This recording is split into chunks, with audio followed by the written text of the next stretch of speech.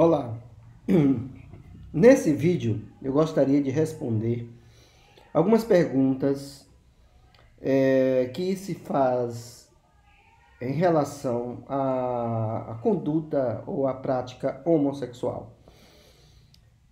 A pergunta é o seguinte: pode um homossexual ser um verdadeiro cristão?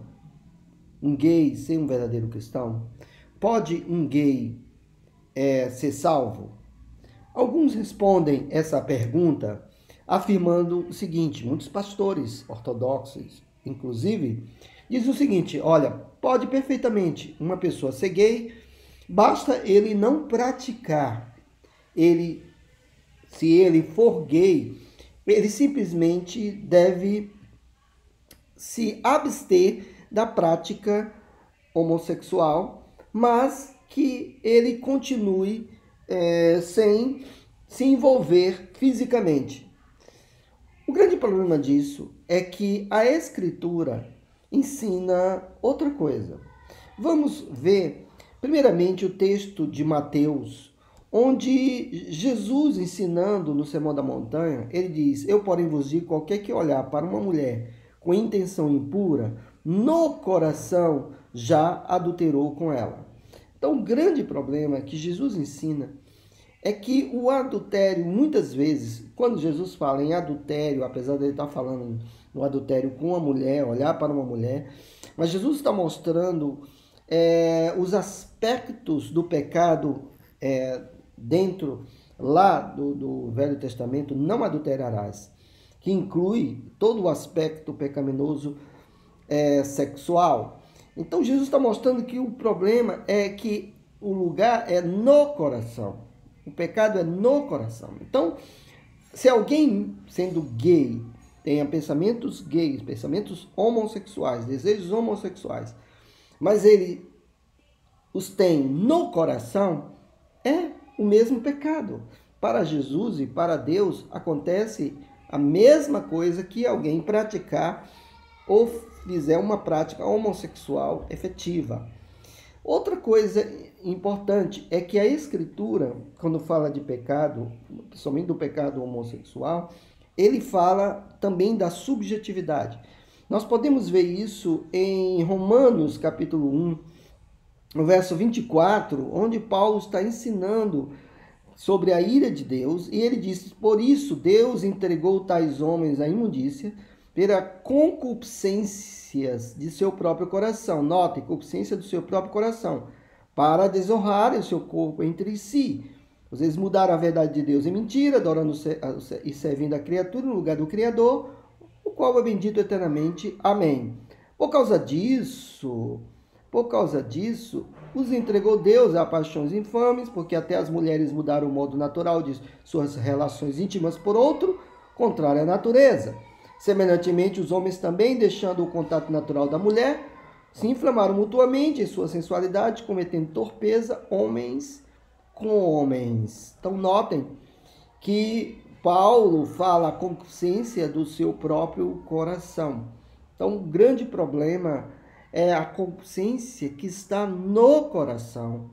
E para Deus é pecado se está no coração, se há desejos, e os desejos homossexuais, o desejo pelo mesmo sexo, é pecado segundo as Escrituras.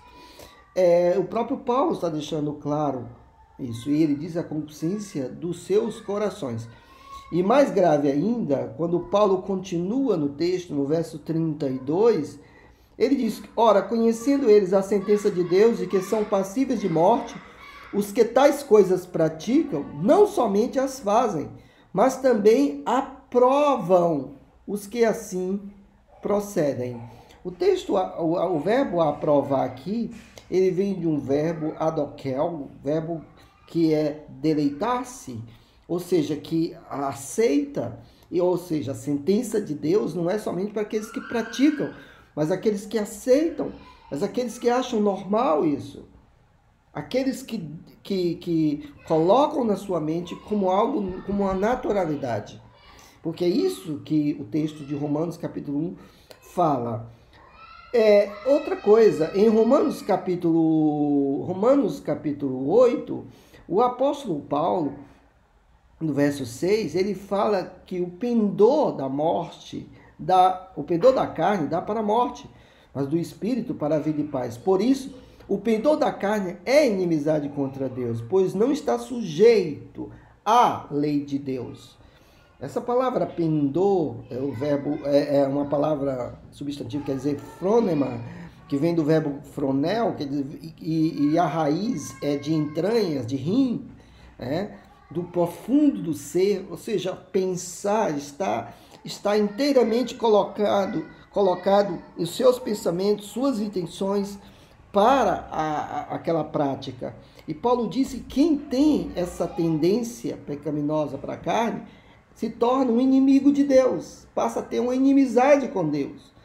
Então, o grande problema não é somente a prática, mas os nossos pensamentos. Agora, alguém pode perguntar, mas existem muitas pessoas que vêm do mundo, que se convertem com essa prática. Pessoas que foram abusadas sexualmente, crianças que foram abusadas, e até mesmo pessoas que são tentadas a isso.